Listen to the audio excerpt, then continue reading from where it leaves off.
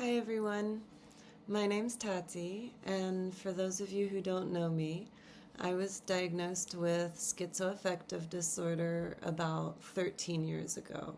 And, I've started making these episodes because I really wanted to give a sense of hope to people that I know have very little to hang on to.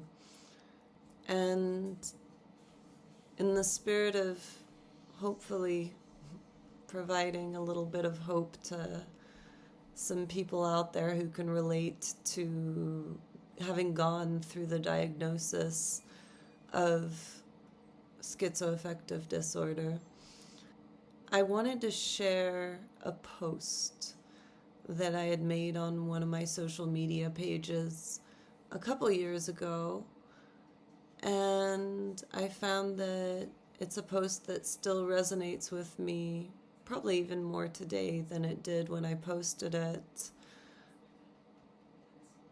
And I'm just going to get right into it. It's a longish post, not too long though. Back in 2010, I was all set on a track to becoming a high-earning career woman, probably headed to law school. I was living in New York, but truth be told, I was miserable. And then I lost my mind and had my first schizoaffective episode. My whole world crumbled. My already fragile ego was sent 6 feet under. I was ashamed of myself for being certifiably crazy. For about 5 years, I was a shell of a human being. In and out of psych wards, desperately clinging to the magical world I had created in my mind, unable to distinguish reality from fantasy or illusion. And yet I hung in there, sometimes barely, but I did. And today, I'm not where I yet want to be in my life, not in every aspect at least. But through everything, I kept a promise to myself to try my best to be the best person I could be, according to my own standards. Not for some deity or to gain access to some mystical realm of paradise or heaven or to avoid hell, but for myself. Because it is in my DNA to do my very best, however little or much that is on any given day. I took a hard look at the hypocrisies that inhabited me, and one by one, I started working on them with the help of friends, family, and therapists of all sorts. I started admitting to my fears and failures and shortcomings, instead of clinging to being right when I knew I was wrong. I opened up about my disorder. I got on my meds, and I haven't looked back since. And today I know that I'm on the right track because of how I feel on a daily basis. I have ups and downs, but my average mood and levels of happiness have increased tenfold with time. So I guess the moral of my story, the wisdom I have learned through having my entire life plan fall to pieces before my eyes, is that the key to overall higher levels of happiness is simply to be a good and honest individual who cultivates integrity. Everything else falls into place naturally after you start bettering yourself and being aware of how your actions affect others. And I probably would have never valued these precious things had my life not fallen into shambles a few times. And that's the post. It really is a post that talks about life not panning out the way you planned it, but through committed and consistent action without the pretense of trying to be perfect, you can really make steady progress in your life. And one of the biggest issues that people with schizoaffective disorder suffer from is difficulty with connecting to reality, connecting to yourself, connecting to others. We struggle with connection, and it's usually because reality is so unbearable to us that we disconnect. We push everything to one side. I was also a people pleaser, very much so, something I'm still working on. But by being a people pleaser, I was essentially neglecting myself, my own needs, and putting the burden on other people to come and save me or help me or support me. And I never quite figured out that the one person I needed to show up for me was myself. Had my life not fallen apart through this diagnosis, I'm not sure that I would have learned the importance of self-care, self-love, self-respect, self-accountability, all these things that come with doing the work, and that might not sound like much fun, and for a long time for me it wasn't. But consistent baby steps have really led me to building up a strong foundation for myself in all aspects of my life. And in the beginning, it really was the smallest acts of self-care. Shortly after my diagnosis, the best thing I could do for myself was maybe get out of bed, take a shower, eat something. Little by little, I was able to do more and more and focus on more areas of self-care, such as paying my bills, keeping up with house cleaning, paying attention to my nutrition and making sure that I eat as healthy as possible. It's really developed into me caring for 4 main areas in my life, and that's mind, heart, body, and soul. And thanks to all the years of self-development work that I've done, and mind you, I've been on this track for about 13 years now, feeling very alone and very misunderstood for most of it. I wish that I'd had someone who'd gone through what I'd gone through and had come out the other side. I wish I'd had someone like that to look up to and just give me a sense of hope that it's going to be okay. And I got this. And, if that person can do it, so can I. That's really the message I want to put out there, is that just because you were diagnosed with schizoaffective disorder does not mean your life's over.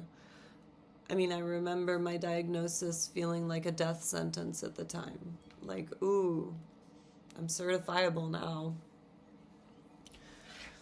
But at this point, 13 years after my diagnosis, I really feel like my diagnosis is the biggest blessing that could ever have happened to me. And it just goes to show you that even if life doesn't go the way that you think it, or just because life doesn't go the way you want it to, doesn't mean you're not right on track where you're supposed to be. It's a real journey to come back from a hell as erratic and volatile and confusing and magical as schizoaffective disorder. Because that's the issue with the manic episodes, is that they feel fantastic. And it took me 5 years to get on my medication, from first episode to me actually getting on my meds seriously. And so I've actually been on those meds since 2016 now, gradually reducing the dosage to about half of what I started off with in 2016. But I'll tell you, I would never have been able to lower the dosage of my medication this much if I hadn't done the personal development work next to it. And as I said before, at first that work is tedious. It's hard. But little by little, it actually starts to become fun. And somewhere in the past year, after years and years and years of everything feeling like a chore, or always feeling like I'm on the go and I'm late for something, or waiting for something, always in anticipation of something, I've finally reached a place where these chores are now becoming enjoyable. I'll give you a simple example, which is doing the dishes. There was a time in which you would not have been able to convince me to do the dishes for any reason. And it wasn't because I didn't want to live in a clean apartment. It was because I simply could not. The overwhelm in my brain was such. I had so much to deal with that a chore as simple as doing the dishes really felt insurmountable. But somewhere in the past year, and I'm not even sure when it happened, I actually started finding enjoyment in doing the dishes and catching myself singing while doing the dishes, and really using that time as a meditative, contemplative moment in which I'm simply doing the dishes and enjoying it. I think one of the last things I want to touch upon is that, you know, the world around us isn't fair. And the more we continue to expect it to be, or want it to be, or the more we get upset when things don't go our way, the more damage we're doing to our mental health. And so the more we tend to develop fears, and that can even go into paranoia. Well, I mean, if you have schizoaffective disorder, you're no stranger to paranoia and fear and depression and anxiety and extreme highs and extreme lows, sluggish, sloth-like behavior during your depression, and extremely rapid, erratic, volatile, and disinhibited behavior when you're in the manic phases. All of this instability really disconnects you from two of the key components to really helping yourself. And those two key components are joy and curiosity. So my advice to you is that instead of expecting bad things to stop happening to you, why not ask yourself, okay, this is life. Life is like this. Life is hard. Life has obstacles. how can I approach these obstacles differently? How can I surpass myself and get through this? Joy and curiosity truly are a cure for fear and judgment and anger and frustration and doubt. All of these things that probably plague you if you have schizoaffective disorder too don't need to define you. You can flip the script on your own outlook on life, because that's the only thing that you can change. You can't change the world around you. You can't have a perfect obstacle-free life. That's simply not realistic, and it's not going to happen. But what you can do is change your attitude about it, change your perspective about it. And that's really where your strength lies. And it takes a while. It takes work. And it starts with baby steps. But you do have it in you to be able to start living with schizoaffective disorder rather than suffering from schizoaffective disorder. Just because you have this diagnosis does not mean your life is over. Actually, it's the opposite. Your disorder is trying to tell you something, and you need to be able to listen to yourself, connect to reality, connect to others. And that all starts with self-care, joy, curiosity, and the last one that I haven't mentioned is actually gratitude. You can be grateful for everything in your life, but it's actually in the very small things in life, the small moments in the now, that you truly find gratitude. And it can be things as simple as someone smiling. It can be something as simple as a sunset. It can be random acts of kindness. It can be truly anything, a walk in nature. There's no limit to the things that you can appreciate in any given day. And when I was at the lowest of my low, what really helped me, and you've probably heard about similar concepts or maybe this exact concept, but keeping a gratitude journal where you write, between 1 to 3 things you're grateful for each day can really go a long way. Yeah. All these little things are so important to rehabilitation and to leading you to live your best life, and really living, and stop just living in survival mode.